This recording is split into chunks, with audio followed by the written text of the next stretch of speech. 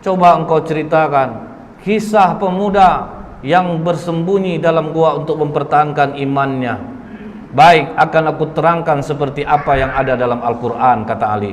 Kalau dari Al-Quran kami sudah dengar, Ali. Kami ingin engkau detail menerangkannya seperti apa yang disampaikan Rasulullah kepadamu. Maka kata Ali, kalau begitu benarkan duduk kalian. Malah ditantang, Pak. Jadi dia ingin mengungkap Ali itu ceritanya itu yang detail. Maka kata Ali, silahkan, dari mana kalian ingin menanyakan? Baik Ali, di mana peristiwa itu terjadi? Maka kata Ali, di kota Apesus atau Tarses, Pak, antara Turki, Yordan. Kemudian silahkan lanjutkan Ali. Jadi dulunya kata Ali, kota Apesus ini dikuasai oleh raja yang sangat baik. Ketika raja ini meninggal, Raja Dikianius yang menguasai Roma mendengar bahwa Raja Apesus ini meninggal, maka mereka pun menyerang kota Apesus dan mereka kuasai. Kemudian kata Ali, Dikianius membangun istana besar. Tunggu dulu Ali, kata pendeta ini. Berapa panjang dan lebar istana yang dibangun oleh Dikianius? Maka kata Ali, panjang 1 farsah, lebar 1 farsah. 1 farsah itu sekitar 8 km. Berarti dari sini sampai ke Harudin Nasution. Jadi kalau Bapak punya rumah seluas ini sampai dapur, minggu depan mau ke depan lagi, Pak. Capek, Pak. Luas, Bu, ya. Bayangkanlah, Bu, 8 kilo panjang, 8 kilo lebar. Baik Ali, teruskan. Kemudian Dikianius ini memiliki menteri-menteri, dan Dikianius meletakkan 50 menteri di sebelah kanan, 50 menteri di sebelah kiri. Dan Dikianius mempunyai 6 penasehat, pemuda-pemuda cerdas di belakangnya. 3 di kanan, 3 di kiri. Oke Ali, siapa nama ke-6 pemuda itu? Maka dijawab oleh Tamlika, Miksalmina, Mikaslimina, Martelius, Kalitius, Sidamius. Jadi inilah 6 pemuda yang menjadi cikal bakal Ashabul Kahfi. Tapi waktu itu masih 6. Nah, ini Pak, waktu itu hanya masih 6. Ini pemuda-pemuda cerdas andalan Dikianius. Jadi kalau 50 menteri sudah rapat, tetap nanti keputusan akhir kepada 6 pemuda ini. Jadi jangan pernah remehkan kekuatan pemuda. Ini pemuda suruh gulung tikar di masjid. Kadang mereka potensinya besar, Pak, tapi tidak dipakai. Lihat Rasulullah, semua pemuda kalau ada potensi dipakai. Arqam bin Abil Arqam, anak umur 16 tahun, jadi sarang dakwah Rasulullah rumahnya, Pak. Mus'hab bin Umair, umur 17 tahun, mendakwahi orang Madinah. Karena dia punya kemampuan, dia anak bangsawan, ganteng, kemudian bersih. Ini pendakwah pertama dalam Islam yang diutus oleh Rasulullah SAW. Yang membunuh Abu Jahal, Muawiz bin Afra, kemudian Muaz bin Amar al-Jamuh. Berapa umurnya, Pak? 13 tahun satu, 14 tahun satu. Siapa penerjemah bahasa oleh Rasulullah yang menulis wahyu-wahyu Al-Quran? Zaid bin Sabit. Berapa umur Zaid ketika dipakai oleh Rasulullah? 13 tahun. Jadi kalau pemuda punya potensi, pakai. Jangan, Pak, kalau kita kan kebanyakan, Pak, pengurus tua-tua semuanya, Pak. Padahal anak-anak muda ini ada yang punya potensi besar, tapi dia tidak bisa melihatkan potensinya karena dia tidak terpakai. Kau masih kecil, kau masih kecil, kau masih kecil. Itu bedanya, Pak, pendidikan Rasulullah dengan kita. Rasulullah, pemuda-pemuda yang memiliki kelebihan itu dipakai, disesuaikan dengan bidangnya masing-masing. Itulah kerugian Indonesia sekarang, Pak. Hacker nomor 1 di dunia orang Indonesia, tapi sekarang berkantor di Swiss, Pak.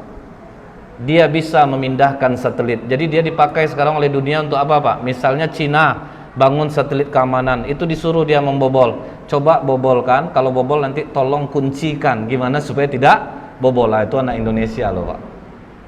Cuman sekarang dia berkantor di Swiss. Kena kita, Pak. Banyak pemuda Indonesia ini bagus-bagus, Nah, kemudian Pak, ditanya oleh pendeta ini, seluas itu istana yang dibangun oleh Dikianius Ali, bagaimana dia cara mengharumkan istananya? Maka kata Ali, setiap pagi ada yang membawa parfum di dalam ember besar, kemudian ada satu yang membawa seekor burung.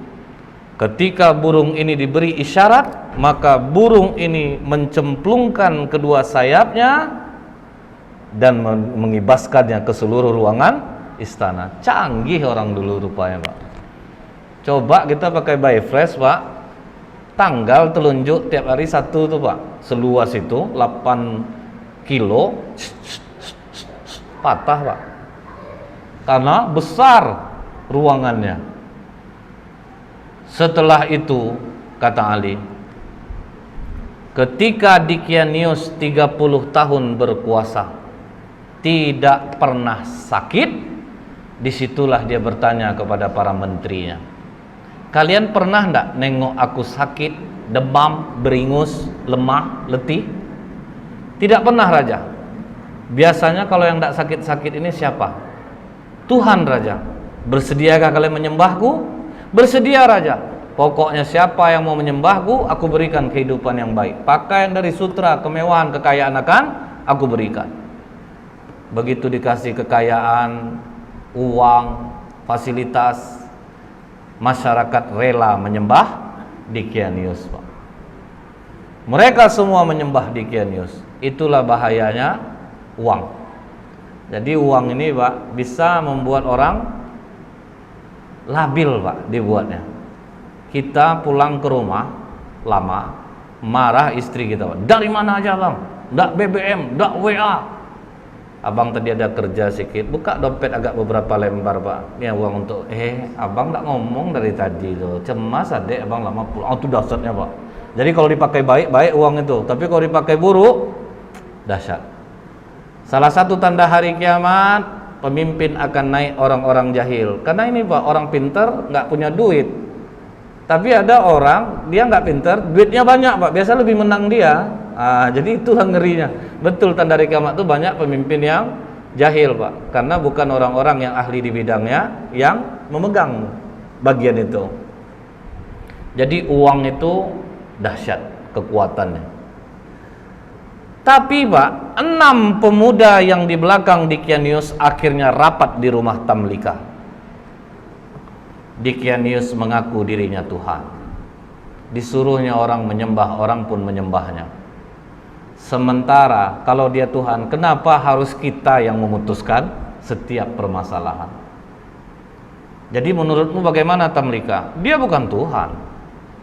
Justru kita harus berpikir, langit tanpa tiang kok bisa tegak? Pasti ada yang menciptakannya. Hujan turun, bintang bercahaya. Dikianius saja dia masih merasa takut, dia juga tidur, dia juga lapar. Masa Tuhan punya kekurangan seperti itu? Jadi apa keputusanmu, Tamlika? Kalian rela enggak tinggalkan kekayaan, jabatan, fasilitas ini? Kita lari dari sini. Kalau kita melawan tidak mungkin bisa. Kita lari dari sini untuk mencari Tuhannya langit dan bumi ini. Apakah kalian rela untuk miskin bersamaku? Kalian tinggalkan jabatan, kesenangan kalian, fasilitas ini? Kami rela, Tamlika. Itu, Pak. Makanya dikatakan, siapa yang menghafal 10 ayat awal suratul Kahfi, maka dia akan terbebas dari godaan Dajjal. Karena apa, Pak? Ini mengingatkan kita, waduh, ini pemuda-pemuda kaya, cerdas, rela kehilangan harta, jabatan untuk tauhid. Berani mereka tinggalkan. Akhirnya mereka pun pergi berenam, diam-diam, dan semua harta ditinggalkan. Mereka sempat menjual kurma, Pak. Kurma itu dijual sebanyak 3 dirham. Uang 3 dirham ini dibawalah